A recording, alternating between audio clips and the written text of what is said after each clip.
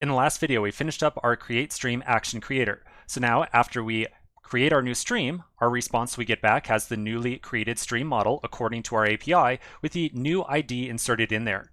And so we are now going to dispatch an action that has a payload of the data that we got back in response. Now, before we move on and start working on a reducer or anything like that, I want to point something out about following these RESTful conventions inside of our application. Now I took that RESTful conventions chart right here and I added on a new column that says response. By response right here, I mean to indicate what our API server is going to return anytime that we make this type of request to it. So if we make a GET request to /streams, we're going to get back an array or a list of records. A GET for a single record will return a single record. A post to streams will return the record we just created, a put will return a single record, and a delete to a single record is going to return nothing at all.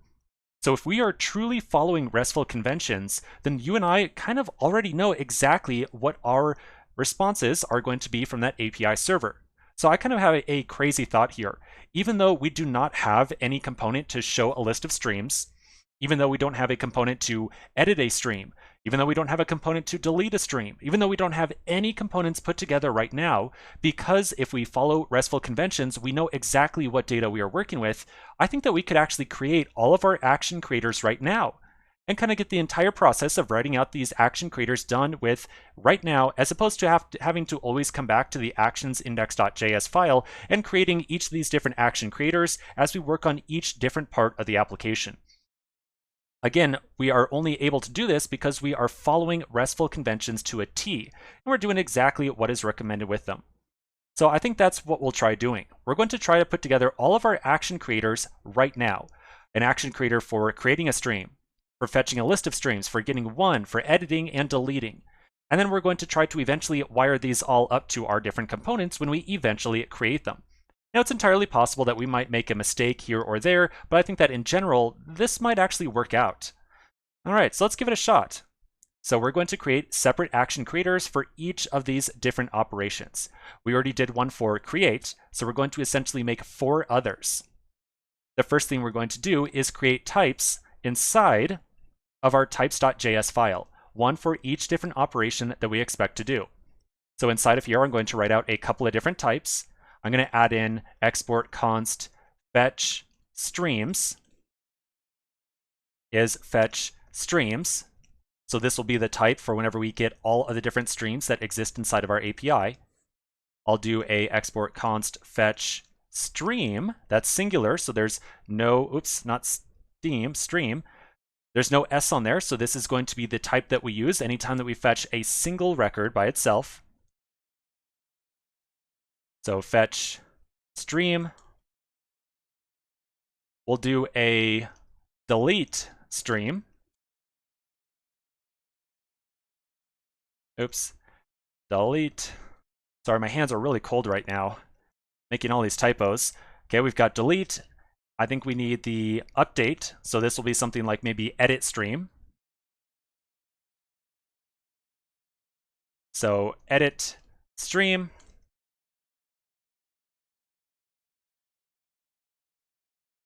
And I think that's about it. I think we've got all 5 cases.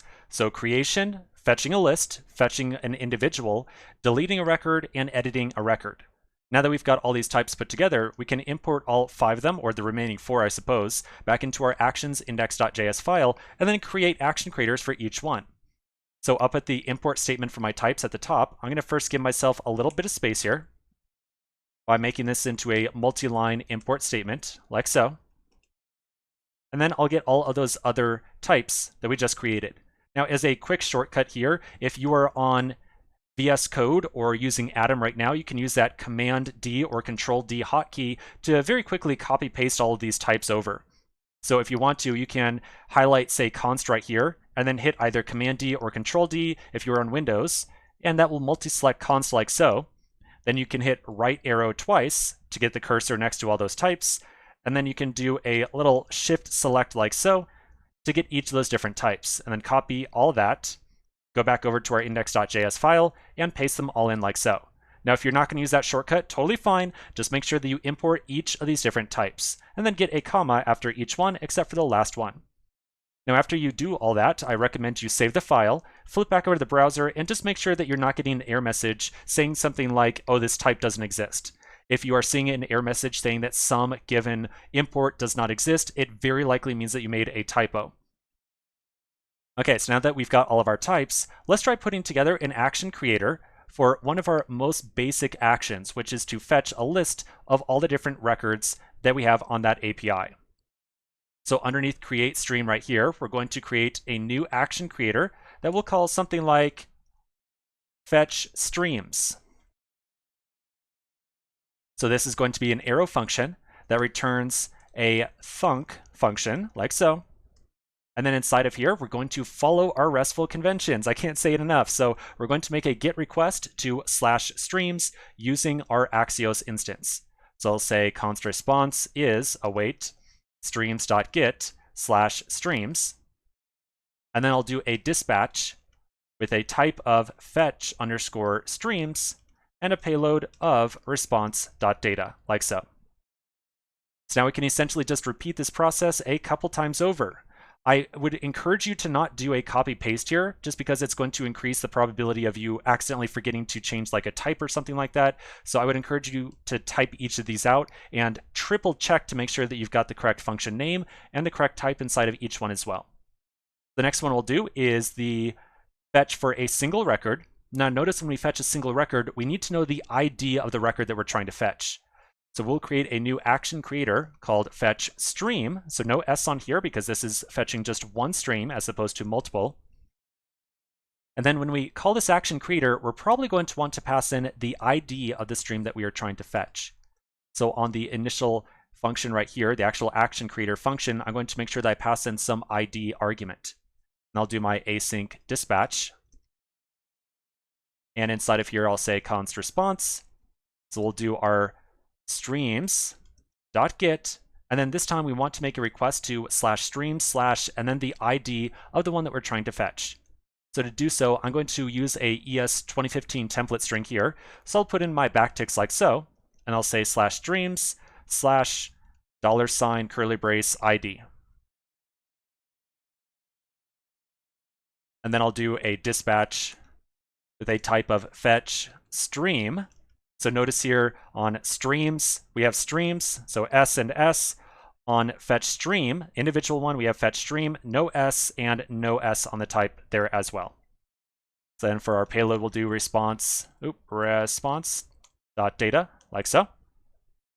Okay, just two more, I think, just edit and delete. So let's do our edit stream action creator. Now this one's going to be a little bit more challenging. Anytime that we edit a stream or try to update it, we need to provide both the ID and the update that we're trying to make to that stream as arguments to the action creator. This is one where it will make a little bit more sense later on when we start working with this action creator more directly, but essentially we want to kind of combine the idea of receiving the ID as an argument from fetch stream with the idea of passing in form values that we used up here with create stream as well. So for edit stream, I'm going to receive the ID of the record that I want to edit, along with some form values that contain the actual updates that I want to make to that particular stream. So then I'll again do an async dispatch. Got my const response, streams dot, and then in this case, we are making a put type request. So to make a put type request with Axios, we'll call streams.put. And then just as before, we need to make sure that we specify the actual ID of the stream that we're trying to edit. So I'll use a template string again, and I'll do streams/$ID. And then we need to make sure that we communicate the updates that we want to make. So in the body of this put request, we'll specify form values. And then we will again dispatch type edit stream with the payload of response.data. And then finally, the very last one is going to be delete. So we're going to make a delete type request to that given ID. And in this case, we get nothing back. So our payload property this time around is going to be just a little bit different. So I'll do an export const delete stream. This will be called with some ID. I'll get my async dispatch. And I'll do const response. And you know what, actually, we don't actually need any response in this case because the response is going to be empty. So I'll just leave that off. and I'll do an await streams.delete. So that's how we make a delete request with Axios. And then again, we need to specify which stream we're trying to delete. So I'll put my backticks in for a template string, and I'll do streams / curly brace ID. Now, in this case, when we do our dispatch, we're not going to have any payload data property. We will have a payload, but we're not going to put the response data on there. So I'll do a dispatch type delete stream. And then this time around, I'll put on a payload, and for the payload, I'm just going to put in the ID of the stream that we just attempted to delete, like so. And this is going to make a lot of sense a little bit later on when we start to write out our reducer.